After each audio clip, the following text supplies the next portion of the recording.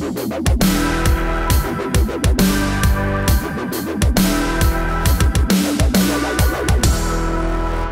more than half of all Americans, more than half, admit that in today's world they're afraid to do the most American thing there is, and that's simply share their opinion without any fear of controversy or retribution. Hi, everybody. I'm Bill Whittle here with Steve Green and Scott Ott.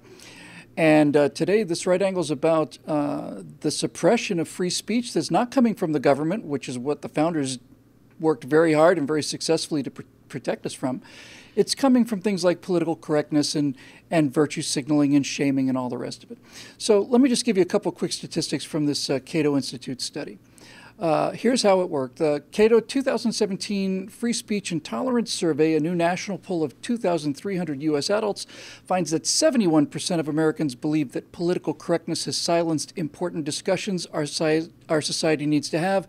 The consequences are personal. 58% of Americans believe the political climate prevents them from sharing their own beliefs. Now, as they break that down into Republicans and Democrats, we find where the differences are. 53% of Democrats say they self-censor themselves. 73% of Republicans say that they do that. And there's some other interesting data in here that we'll come back to in just a minute.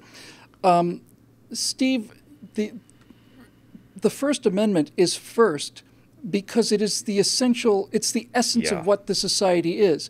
It's not just freedom of religion or separation of church and state or all of that stuff. Those are consequences of what this right that is being protected provides. The ability to think without fear, the ability to say what's on your mind without consequences, even if it's loathsome or stupid, and much of it is. That's the essence of what free country is. When people say it's a free country, they don't say it much anymore, but when they used to say, hey, it's a free country, that meant you can say and think whatever you want to. If 50, what is the number? 58. 58, I think you said. 58% of Americans are afraid to speak their mind. There's something fundamentally wrong in this country. There really is. Political correctness, it's such poison. The first time I ever heard the term, I remember this. I was a freshman in college. I was over in some other guy's dorm room borrowing their TV, and I said something that was a little outrageous, as I want to do. And Mike looked at me and said, well, that's not politically correct. And I said, well, I don't know what politically correct is. And he told me, and I said, are you kidding me?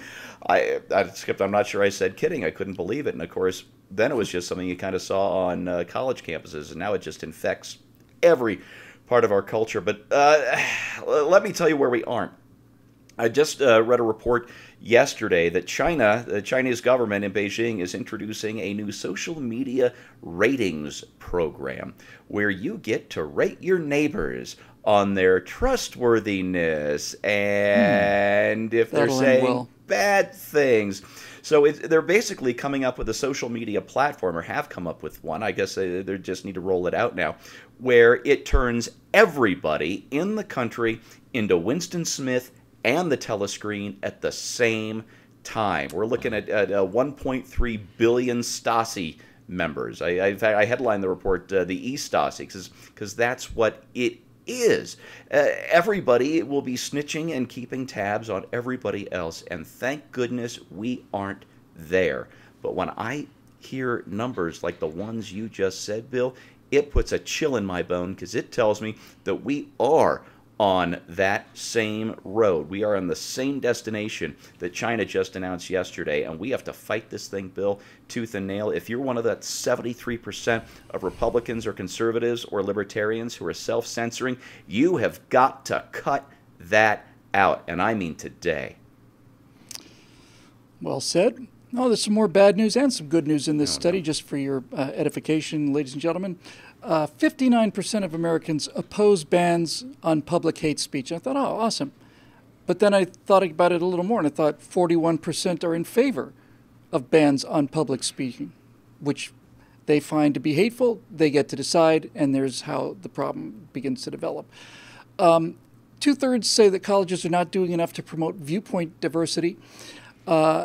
And here's some of the really good news, I think. Of all the things in here, this one that struck me the most. here are some things that minorities say are not offensive. In other words, we're constantly told by the left that you have to treat everybody who's non-white male with these kid gloves because they're just going to burst into tears or just have their lives ruined by these microaggressions. But here's what this survey said about these kind of verbal microaggressions. Here's a percentage of people saying that this is not offensive. Not that it's offensive, that it's not offensive. If you say everyone can succeed in this country if they work hard enough, 77% of blacks say that's not offensive. 89% of Latinos say it's not offensive. Saying that America is the land of opportunity, 93% of black Americans do not find that offensive at all. 89% of Latinos. That 7% is, anytime you see 7% of the population, I realize you're going to have those kind of outliers anywhere. But Scott, here's the one that I'd like to close with because I think it's probably the most interesting of all this data. And basically what the study showed was that they asked the question of Republicans, can you be, Trump voters to clarify, could you be friends with somebody who voted for Hillary? And then they asked Hillary voters, could you be friends with somebody who voted for Trump? So here's what they found out.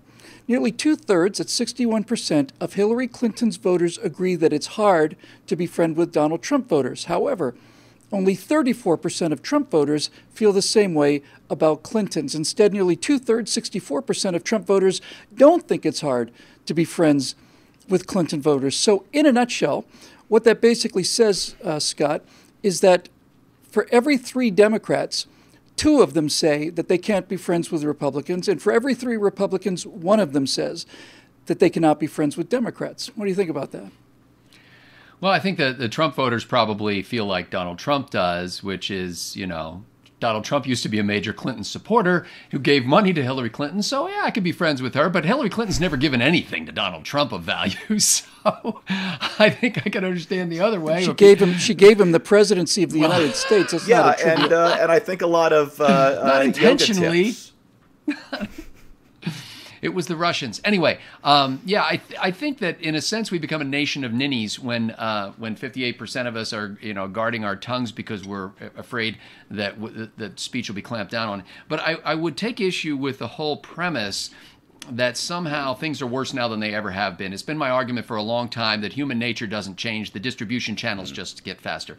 And so I think, if you look back in history, you'll see that there were always efforts to clamp down on the speech of people with whom you disagreed. And there were always efforts to impugn the morals and the merits of any case that was being made by your opponents. And that goes all the way to the top. The framers and founders engage in this kind of behavior among themselves, I forget who it was that referred to his opponent as a bald, toothless, querulous old man or something like that. Like they were attacking each other. They were impugning their motives and stuff like that. That's always happened. But now we have the ability to pull together a flash mob to do it.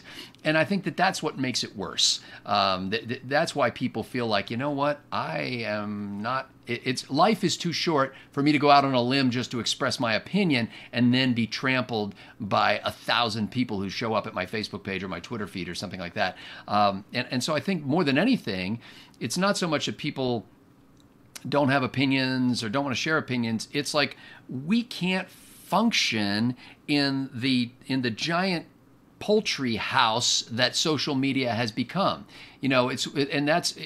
Chickens will peck themselves to death if they can't form a social order, and they will cannibalize each other. And that's what's happened with social media. We can't really form a little cohesive social group in which we can express ourselves. And you can't do that in front of 500,000 people because they'll eat you alive. And so, I guess I'm not stunned by the findings of this survey. On the other hand, I'm like, what's the worst that can happen? People will unfriend you. Go for it. Well, I'd like to present a counter case of what's the worst that can happen. And Steve, I had not heard your story about what happens right now in China. But I will say this, folks. I've spent the last 2 or 3 years intensively studying totalitarian regimes and reading essentially nothing else. I started with the Nazis. I knew more about them. And then I got into the communists and so on. And I'm rereading the Gulag Archipelago, which is essentially a handbook for how to destroy people's lives. But here's how it works. Let's assume that we're looking at China. We'll just make it neutral. And that China has a policy now where you rate the social cohesiveness, social friendliness, essentially, towards the government, really, of your neighbors. Here's how it works.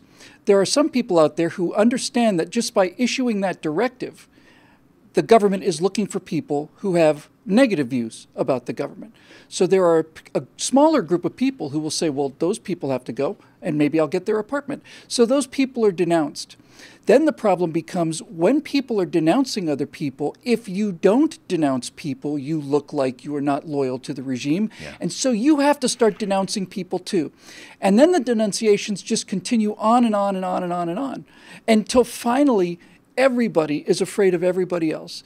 And my wife comes from a society that had that kind of foundation. It's been changing quite remarkably lately, but nevertheless, it's so deep in that society. This idea that, well, I don't think I like what this person says, so we're going to report it. And then you start thinking, I'd better keep my mouth shut and I'd better say what's expected of me. And that's the end of the whole experiment, as far as I'm concerned. This concerns me greatly. These numbers should be nothing like this. The number of people in America who think that they can't speak their mind freely should be about 6-7%. That seems about the number of people that are just kind of crackpots on either side anyway. So it's something to worry about. And the consequences are dire. And it needs to be fought as hard as we can. And one way you can do that is to keep messages like this coming. And these shows are made possible by paying members at BillWhittle.com. Everybody else who's watching it is getting it for free because of other people's contributions to free speech and the entire idea of America. So we certainly could use your membership now, especially since George Soros put $13 billion into other organizations that are doing their very best to make sure you don't get to say what you want to say under any circumstances. That's right. I'm Bill Whittle. Thanks for joining us. For Steve Green and Scott Ott, we will see you next week. Stand with the 42%.